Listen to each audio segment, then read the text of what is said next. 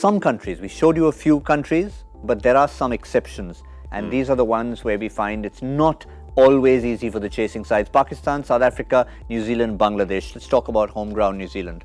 Yeah, well, New Zealand, I think some of our grounds are not easy to chase on. And that's simply because we don't have dew, so they get a little bit slower, and the spinners can play a role in the second innings. That's one of the things. There are a couple of grounds I think that are smaller and probably slightly easier to chase. Hamilton springs to mind. It's a small ground, slightly easier to chase.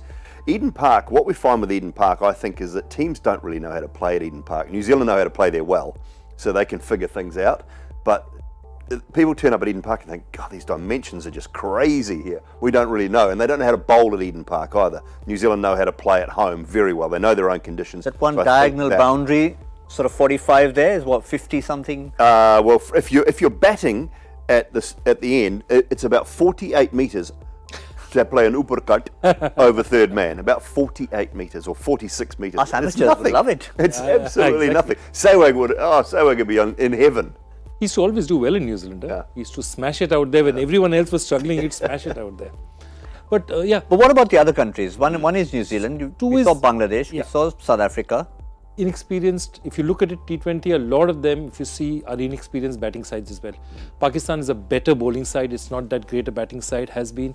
Similarly, South Africa has had younger sides. I mean, it's been a team in transition. Teams in transition. So what are you seeing? The older, more slightly senior teams who have a sort of solid batting order know how to chase. When there is 180 on the board, 190 on the board, they know what they're doing. Relatively more inexperienced sides, it's always better to bat. And, you know, Afghanistan is a great example of that as well. What did they do? They said, look, our batting is never going to be our strength. Let's go there, put a total. Let's finish the game with our best asset. So that's the important thing.